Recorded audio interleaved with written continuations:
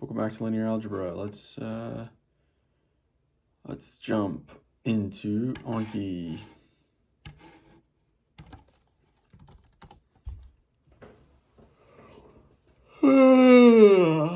All right, here we go. If A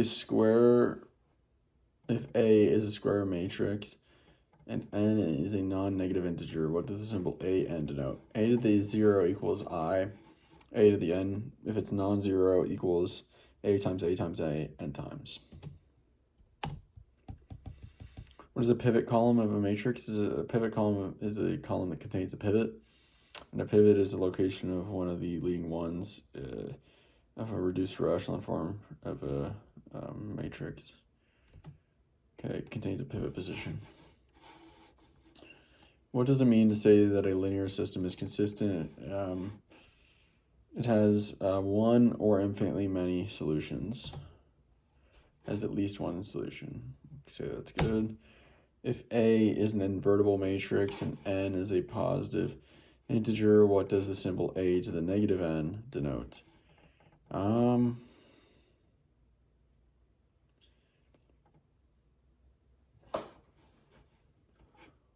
That's got to do with the inverse. So a to the n is going to be the inverse of a times the inverse of a times the inverse of a, n times.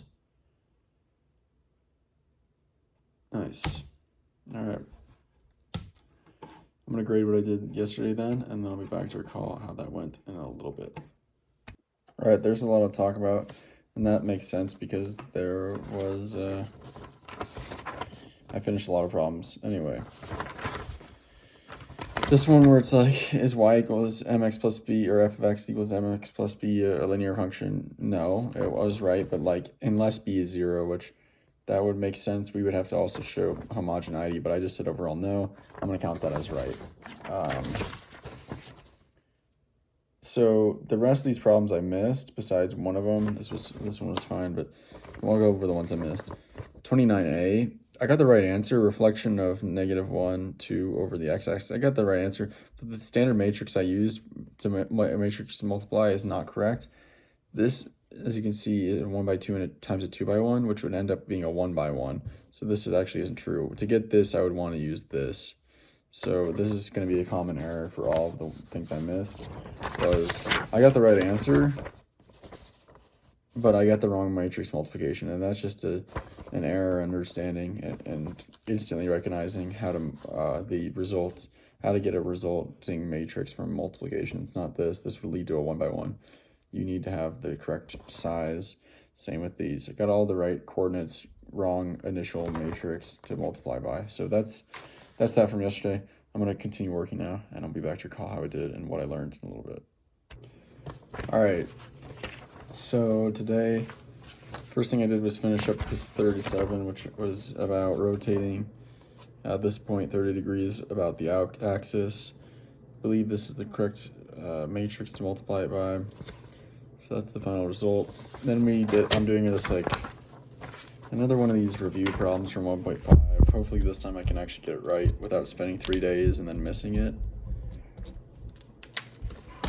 So this question is about taking matrix A and finding a sequence of elementary matrices that turn A into B and showing that therefore A and B are row equivalent. I tried to just go directly from A to B, but I couldn't really figure it out quickly.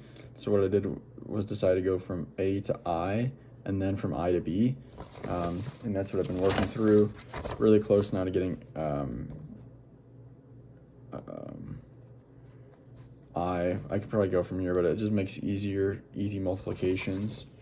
And then I'll have a sequence of elementary row operations from there, or elementary matrices. Oh, no, just not even matrices, just row operations.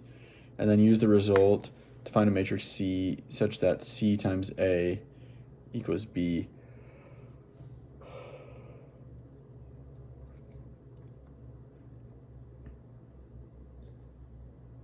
Now that's a little interesting because it's C times A equals B rather than A times C.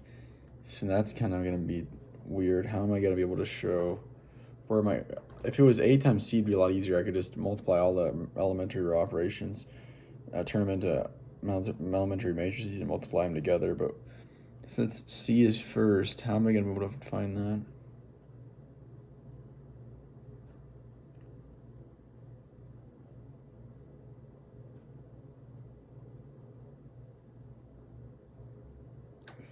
I guess I could take the inverse of C times both sides.